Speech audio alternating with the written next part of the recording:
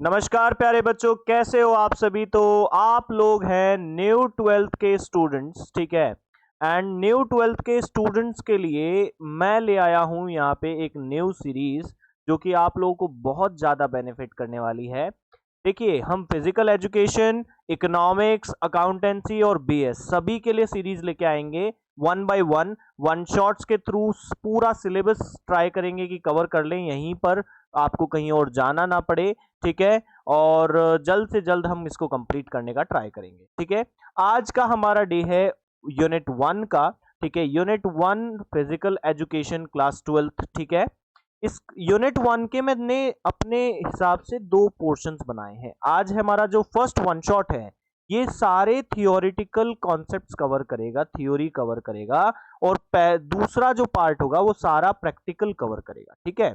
फटाफट से सबसे पहले आपको मैं यूनिट के कंटेंट्स दिखा देता हूं। देखिए, ये आपके यूनिट के कंटेंट्स हैं, जिसमें फर्स्ट पार्ट में functions of sports event management, आपके चैप्टर का नाम क्या है, मैनेजिंग द स्पोर्ट्स इवेंट्स, ठीक है। Management of sporting events basically आपके चैप्टर का नाम है, जिसमें फर्स्ट पोर्शन में आप पढ़ रहे हैं स्पोर्ट्स इवेंट मैनेजमेंट जो टीम है उसके क्या क्या फंक्शन होते हैं, क्या क्या काम होते हैं। सेकेंड पोर्शन में आपको पढ़ना है डिफरेंट कमिटीज क्या हैं, डिफरेंट ग्रुप्स जो डिफरेंट डिफरेंट, जैसे एक कंपनी होती है तो कंपनी का क्या काम है, सबसे पहला टॉपिक वो था। और दूसरा टॉपिक क्या है, कंपनी के जो डिफरेंट डिपार्टमेंट्स हैं उनका क्या क्या रिस्पॉन्सिबिलिटी है, जैसे एचआर डिपार्टमेंट है तो उसका क्या रिस्पॉन्सिबिलिटी है। तो ऐसे ही स्पोर्ट्स इवेंट मैनेजमेंट में भी जो आपका डिपार्टमेंट्स बन जाते हैं, कमिटीज जिसे बोला जाता है, तो उस कमिटी की क्या क्या रिस्पॉन्सिबिलिटी है गेम खेलने से पहले, ड्यूरिंग द गेम और आफ्टर द गेम, ये आपको आज पढ़ना रहेगा।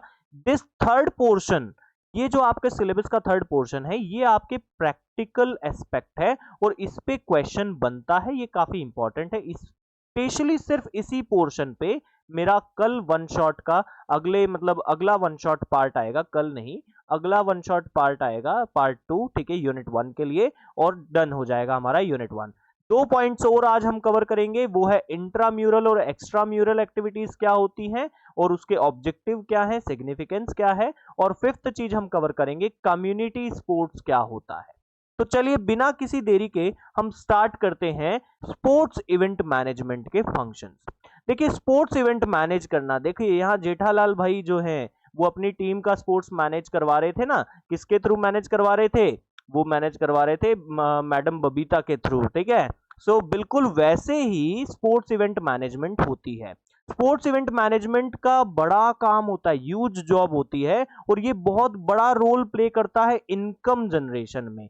मतलब अगर ये डिपार्टमेंट, ये चीज नहीं होती तो आज बहुत ज्यादा इनकम जनरेट नहीं हो रही होती। कई सारी चीजों के लिए इनकम जनरेट होती है, स्पोर्ट्स ऑर्गेनाइजेशन हो तो उसके लिए भी, जैसे क्रिकेट के लिए बीसीसीआई हमारा इनकम जनरेट कर रहा है, रेस्टोरेंट्स जो वहां पे चल रहे हैं उसके आसपास चल रहे हैं, जो होटल्स स्टे देते हैं, एयरपोर्ट या डिफरेंट ट्रांसपोर्ट जो भी है, उनके लिए भी इनकम जनरेट इस इवेंट मैनेजर होती है। और ये हम पी स्टूडेंट्स के लिए क्या होता है, एक करियर अपॉर्चुनिटी भी होता है कि हम स्पोर्ट्स इवेंट मैनेजर बन जाएं। अब स्पोर्ट्स इवेंट मैनेजर रिस्पॉन्सिबल होता है प्लानिंग के लिए और बहुत सारी चीजों को डिटेल में डिलीवर करने के लिए, बहुत सारी इंफॉर्मेशन डिटेल में देने के लिए, ठीक है। Sports event managers community fund raisers और स्कूल स्पोर्ट्स से लेके बड़े बड़े इंटरनेशनल कंपटीशन हो गए, फंड रेजर जो छोटे मोटे ऐसे मैराथन हो गई जिसमें फंड रेज किया जाता है, या कोई बड़ी सी लीग कंपटीशन हो गई, या कोई इंटरनेशनल कंपटीशन हो गया, हर किसी में स्पोर्ट्स इवेंट मैनेजर जो होते हैं वो होते हैं और उनका रोल उसमें होता है। देखिए, क्या क्या उनको काम करने पड़ते हैं स्पोर्ट्स इवेंट मैनेजमेंट को, तो ये चेकलिस्ट प्रिपेयर करनी पड़ती है सबसे पहले। तो इस चेकलिस्ट में क्या क्या होता है, बहुत सारी चीजें देखनी होती है, जैसे डिफरेंट ऑर्गेनाइजेशन कमिटीज है, जो ऑर्गेनाइजिंग कमिटी है उनका फॉर्म करना, ऑब्जेक्टिव स्टैब्लिश करना कि किस लिए हम लोग काम करेंगे, इवेंट की थीम, डेट, प्लेस, बजट बनाना, ठीक है, स्पॉन्सर्स लेके आना, मार्केटिंग करवाना, मार्केटिंग मतलब एड वगैरह करवाना थोड़ा सा, ठीक है, टीम्स को इनविटेशन भेजना, कंफर्मेशन लेना टीम्स की, उनका ट्रांसपोर्टेशन हो गया, अकोमोडेशन यानी उनका रहने की व्यवस्था, refreshment, transport, medical facility, water, table chair, सब चीजें, और डिफरेंट डिफरेंट जो स्पॉन्सर्स होते हैं उन पर भी चेक करते रहना बार बार कि डिफरेंट डिफरेंट स्पॉन्सर्स से हमें पैसा आया है या नहीं आया है। और क्या क्या काम होते हैं भाई, फिक्सचर्स ड्रॉ करना सबसे इंपॉर्टेंट काम है, जो हम पार्ट 2 में डिटेल में सीखेंगे कि फिक्सचर्स कैसे ड्रॉ किए जाते हैं। फिक्सचर का मतलब होता है मैच सेटिंग, कि जैसे आईपीएल अभी चल रहा है तो उसमें फिक्स होता है ना कि आरसीबी का मैच हो रहा है सीएसके के साथ, ठीक है, सी आरसीबी का मैच सीएसके के साथ हो रहा है, तो वो किसी ने तो फिक्स किया होगा ना, तो वो फिक्सचर्स के थ्रू ड्रॉ किए जाते हैं। अच्छा ये भी बता देना इन दोनों में से कौन जीत रहा है, ठीक है, कमेंट बॉक्स में। रूल्स रेगुलेशन सेट करना, अरेंजमेंट का इंतजाम करना, इक्विपमेंट्स का अरेंजमेंट करवाना, रेफरीज का अरेंजमेंट करना, स्टेडियम में साइन पोस्ट वगैरह का अरेंजमेंट करना, वॉलेंटियर्स और स्टाफ को सब चीजें समझाना, प्रॉपर डेकोरेशन, प्रैक्टिस और वार्म अप एरिया, सिक्योरिटी उनके लिए, फोटोग्राफर्स, लाइसेंस, एनओसी, एनओसी होता है नो ऑब्जेक्शन सर्टिफिकेट। तो बहुत सारी चीजें करनी होती है, 23 काम तो मैंने आपको चेकलिस्ट में ही गिना दिए, बट मेजर काम क्या होते हैं वो हम डिस्कस कर लेते हैं अब फटाफट से, जो कि हमारे सिलेबस में भी नोट डाउन करने के दिए हुए हैं। तो सबसे पहली चीज पे हम बात कर लेते हैं, और पहली चीज है प्लानिंग, प्लान बनाना। प्लान क्या होता है, तो प्लानिंग एक इंटेलेक्चुअल प्रोसेस है, थिंकिंग इन एडवांस, एडवांस में सोचने की प्रोसेस है कि गोल क्या है हमारा, हमको कब कैसी चीजें करनी है, ठीक है, what to do, when to do, how to do, by whom to do, ये सारे क्वेश्चंस का हम आंसर करते हैं। ये एक सिस्टमैटिक वे है, सिस्टमेटाइज वे है, जिसमें हम इवेंट को क्या करेंगे, ऑर्गेनाइज करेंगे और कॉम्पिटिशन्स को ऑर्गेनाइज करेंगे, और इसके बेनिफिट सारे जितने भी अवेलेबल रिसोर्सेस हैं उनसे पूरा से पूरा बेनिफिट कैसे लेना है, मतलब कम से कम चीजों में हमको बेस्ट से बेस्ट करके देना है, ऐसी प्लानिंग करना ये स्पोर्ट्स इवेंट मैनेजर्स का काम होता है। देन भाई प्लानिंग के ऑब्जेक्टिव क्या होंगे, तो प्लानिंग का ऑब्जेक्टिव है कि कंट्रोल बना रहे सारी चीजों पे, अच्छा कंट्रोल रहे, टूर्नामेंट बढ़िया से सारे कंट्रोल के साथ हो जाएं, सारी मिस्टेक जो होने की चांसेस होती हैं वो पूरी रिड्यूस हो जाए, और प्रोग्राम के लिए सजेस्ट भी करता है प्रॉपर कोऑर्डिनेशन और कम से कम मिस्टेक, ठीक है, और इनोवेटिव आइडिया भी प्रमोट हो जाता है। आप शुरुआत में या प्लान कर रहे होगे तो कुछ ना कुछ न्यू यूनिक चीजें तो सोचोगे ही ना, ठीक है।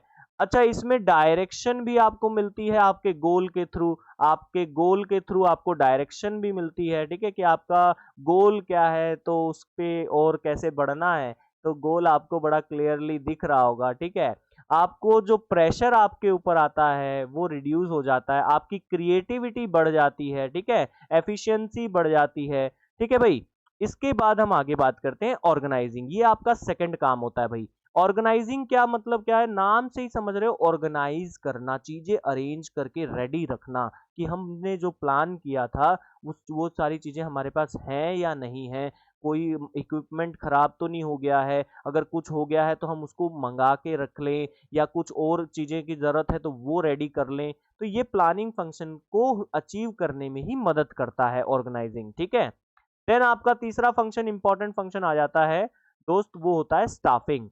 तो स्टाफिंग का मतलब क्या होता है कि डिफरेंट डिफरेंट स्टाफिंग मींस सारी डिफरेंट बेसिकली सारी चीजें इसमें आ जाती है। जैसे यहाँ पे आपको साइड में दिख रहा होगा कि रिक्रूटमेंट मतलब लोगों को हायर करने से लेके उनका सिलेक्शन करना, उनको प्लेस दे देना, उनको प्लेसमेंट कर देना कि ये आपका काम है, ये आपको करवाना है, ठीक है, उनकी ट्रेनिंग या डेवलपमेंट करवाना, उनको सैलरी देना, रेमुनरेशन, उनको सैलरी देना, उनका परफॉर्मेंस चेक करते रहना, परफॉर्मेंस इवेल्युएशन, या फिर और उसके बेसिस पे उनको प्रमोशन या ट्रांसफर कर देना। तो ये सारा प्रोसेस, इस सब चीजों को इन मिला के ही हम क्या कहते हैं, स्टाफिंग कहते हैं। फिर आपकी बात आती है डायरेक्टिंग की। देखिए कॉमर्स के बच्चे इसको बहुत अच्छे से रिलेट करेंगे, क्योंकि ये बिजनेस स्टडीज में भी अपने आप में ये एक एक चैप्टर है, प्लानिंग एक चैप्टर है, ऑर्गेनाइजिंग एक चैप्टर है, स्टाफिंग एक चैप्टर है, डायरेक्टिंग एक चैप्टर है, तो आप बहुत अच्छे से रिलेट कर पा रहे होंगे, ठीक है।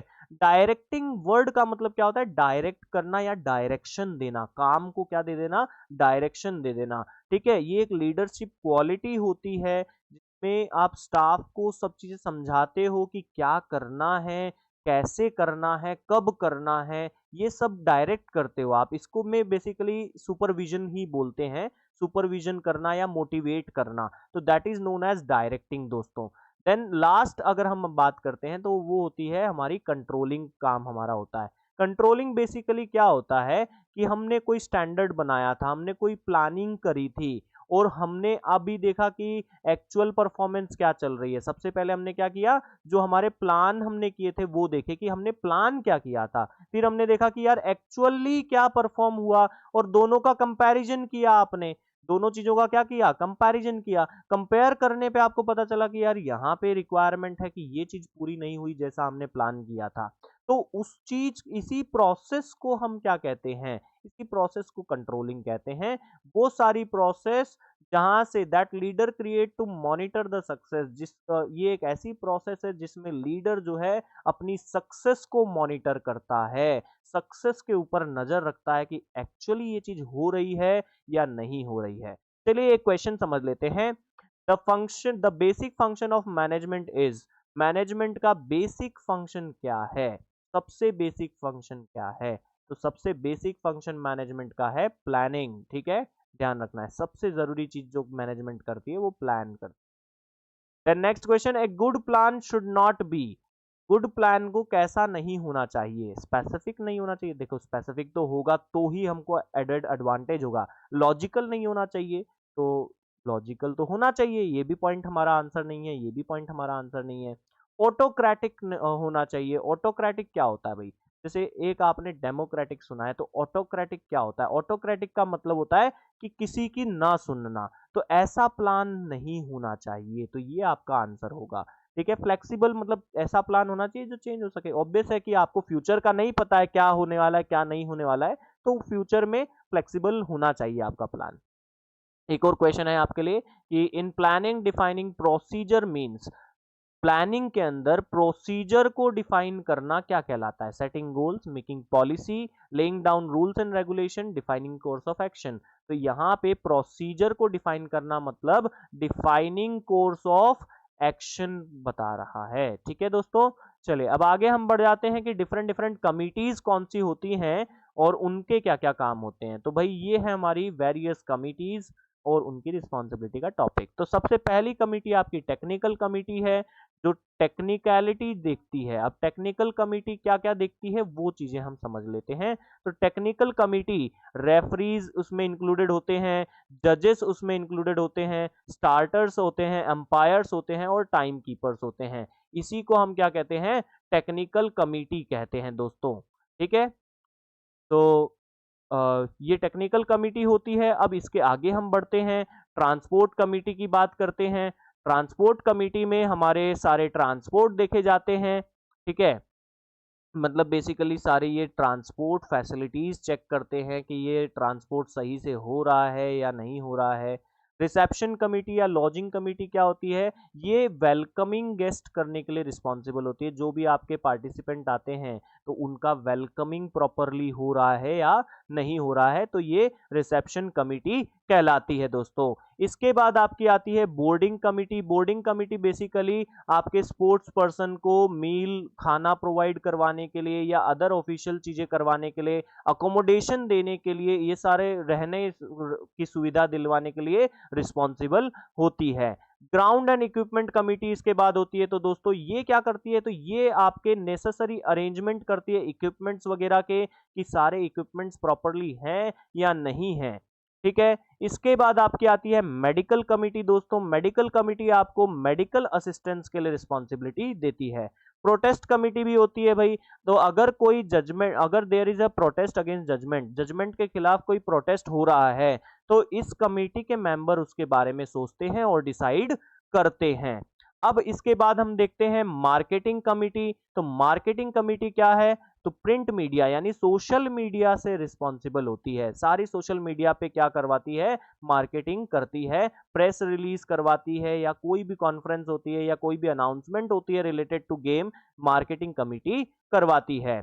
फाइनेंस कमेटी की अगर हम बात करें तो फाइनेंस कमेटी नाम से आपको समझ में आ रहा है बजट के लिए रिस्पॉन्सिबल होती है और डिफरेंट डिफरेंट परचेस करने के लिए रिस्पॉन्सिबल होती है। रिफ्रेशमेंट कमेटी, भाई खाओ पियो ऐश करो मित्रों, खाओ पियो ऐश करो मित्रों। तो refreshment committee basically refreshment provide करने के लिए रिस्पॉन्सिबल होती है। ठीक है, आगे बढ़ते हैं। तो ये आपकी ऑर्गेनाइजिंग कमिटीज का हायरार्की है, मतलब कौन किस सबसे ऊपर होता है या कौन नहीं होता है। तो एक स्कूल का एग्जांपल यहाँ पे दिया हुआ है कि सबसे ऊपर कौन है, चेयरपर्सन कौन होगा पूरे इवेंट का, तो वो होते हैं प्रिंसिपल ऑफ द स्कूल।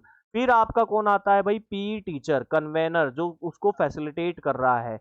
फिर उसके मेंबर्स होते हैं, मेंबर्स में टीचर्स ऐड हो सकते हैं। और फिर आपके हेड बॉय, हेड गर्ल या स्पोर्ट्स सेक्रेटरी या कोई भी प्रेसिडेंट आते हैं डिफरेंट डिफरेंट चीजों के। तो ये हमारी हायरार्की होती है।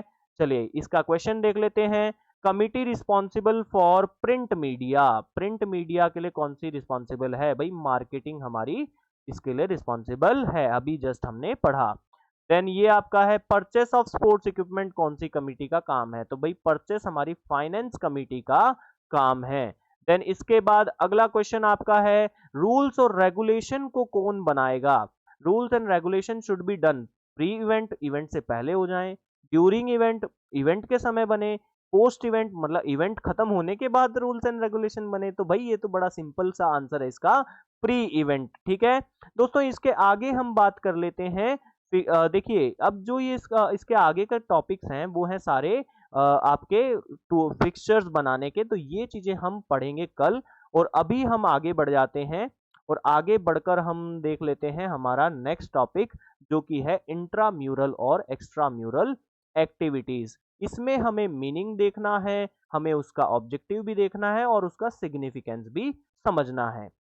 भाई इंट्राम्यूरल दो वर्डों से बना है, इंट्रा और म्यूरलिस्ट। ठीक है, अब दोनों वर्डों का मतलब समझ लेते हैं। इंट्रा वर्ड का मतलब होता है विद इन और म्यूरलिस्ट का मतलब होता है वॉल्स। तो ऐसे गेम्स जो विद इन वॉल्स होते हैं, विद इन इंस्टीट्यूशन ही हो जाते हैं, जिनके लिए ग्राउंड की रिक्वायरमेंट नहीं होती, बेसिकली उनको ही हम क्या कहते हैं, इंट्राम्यूरल स्पोर्ट्स कहते हैं। भाई इसका ऑब्जेक्टिव क्या है, तो भाई ये हर बच्चे को अपॉर्चुनिटी दे रहा है कि अगर आप चलो ग्राउंड वाले इवेंट्स में नहीं कर पा रहे हो तो आप एटलीस्ट इसमें तो अच्छा करो। ये लीडरशिप क्वालिटी डेवलप करते हैं स्टूडेंट्स के अमोंग में, और कोऑपरेशन की फीलिंग बढ़ाते हैं, रिक्रिएशन प्रोवाइड करते हैं। रिक्रिएशन एक रिफ्रेशमेंट भी बोल सकते हो कि एक माइंड रिफ्रेश करने के लिए ये इंट्राम्यूरल स्पोर्ट्स आपकी मदद करते हैं। भाई एक्स्ट्रा म्यूरल क्या है, अच्छा इसके सिग्निफिकेंस फायदे क्या है भाई, इसके फायदे क्या है, तो फायदों में यही सब आप लिख सकते हो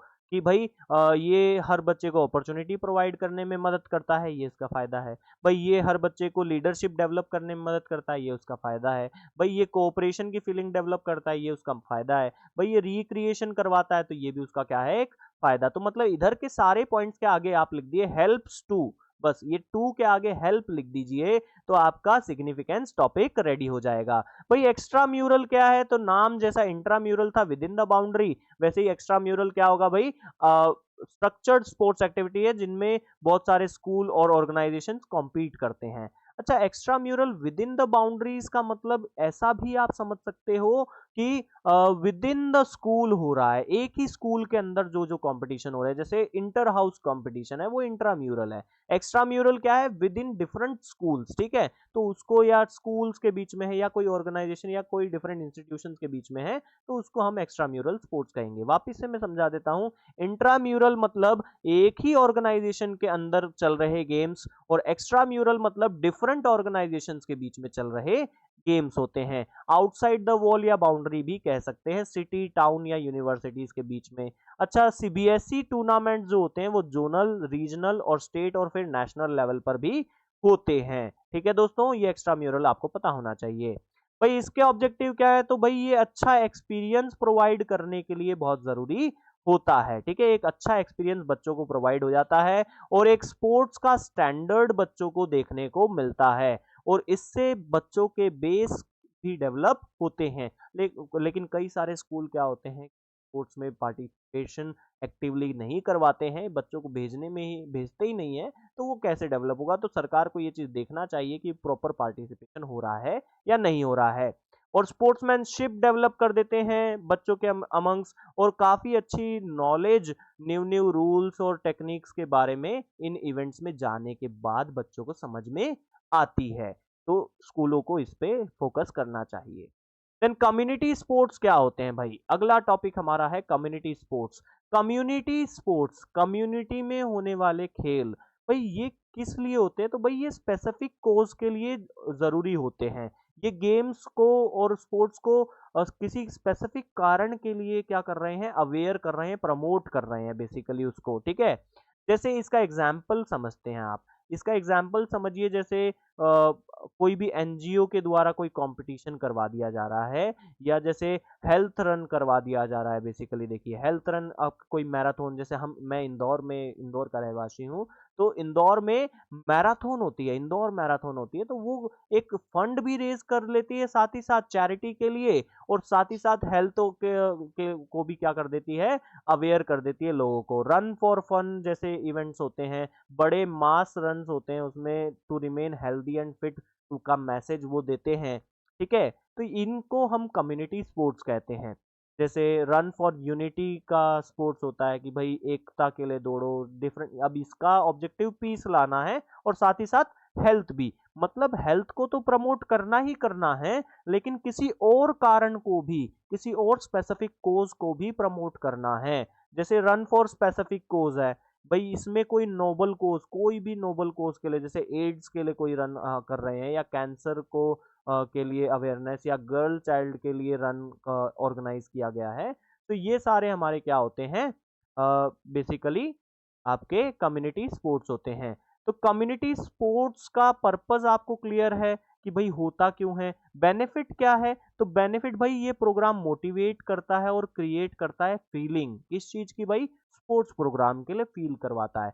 और ये ट्राई करता है कि लोग फिट रहें, रिमेन हेल्दी रहें एज लॉन्ग एज पॉसिबल, ठीक है भाई। साथ ही साथ ये कई सारी एनजीओ को भी सपोर्ट कर देता है, चैरिटी में स्टेट गवर्नमेंट को सपोर्ट कर देता है, और बहुत से ज्यादा लोग इसकी वजह से स्पोर्ट्स के लिए अवेयर हो पाते हैं।